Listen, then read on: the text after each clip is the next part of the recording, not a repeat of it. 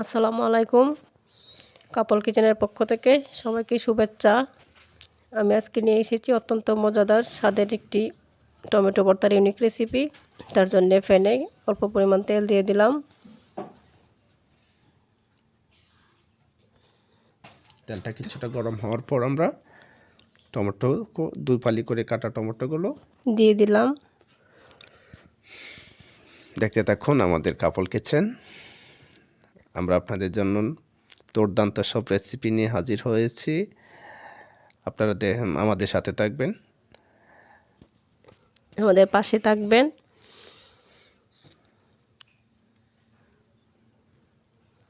টমেটোগুলো আমরা গরম তেলে দিয়ে দিয়েছি। টমেটোগুলো ভাজা হচ্ছে। চুলার আঁচটা মিডিয়ামে থাকবে। সাথে 4 কোয়া রসুন দিয়ে দিলাম।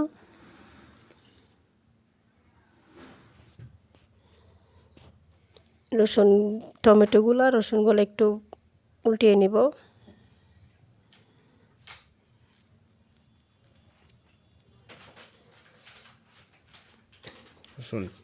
রসুন এবং টমেটো ভাজা হয়ে আসলে প্রায় যখন হয়ে আসবে তখন আমরা পাশাপাশি শুকনো মরিচগুলোও দিয়ে দিব। তার জন্য 4টা শুকনো মরিচ দিয়ে দিলাম। অল্প পরিমাণ পেঁয়াজ কুচি দিয়ে দিলাম।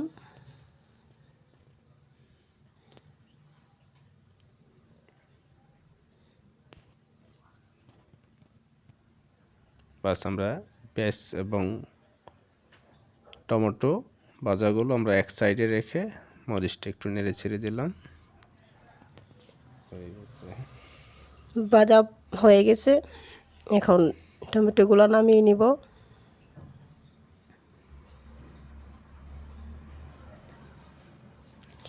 শুকনা মরিচগুলা আর একটু ভেজে নিব।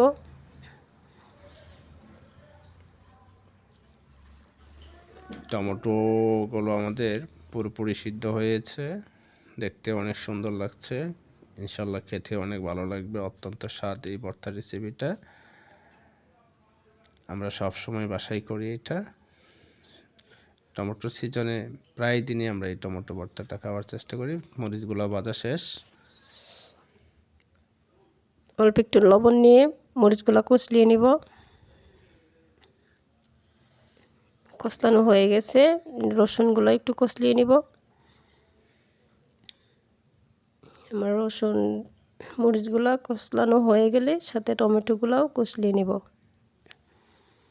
টমেটোগুলো মিক্স করে নিচ্ছি।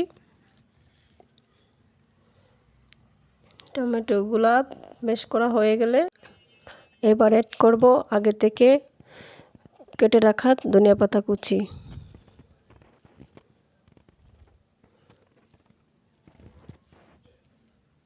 আবারও লবণ দিয়ে অল্প পরিমাণ লবণ দিয়ে মেখে নিলাম, কারণ আমরা লবণটা খুব বেশি করে দিচ্ছি না।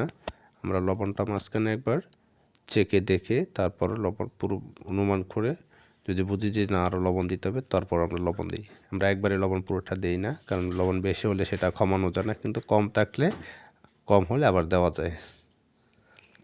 ঠিক কি না? ঠিক আছে।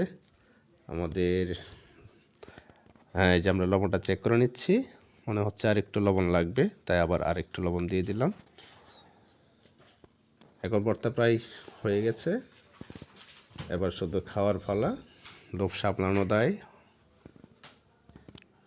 অনেক সুস্বাদু মজাদার একটি ভর্তা হয়ে গেল, ইউনিক টমেটো ভর্তা।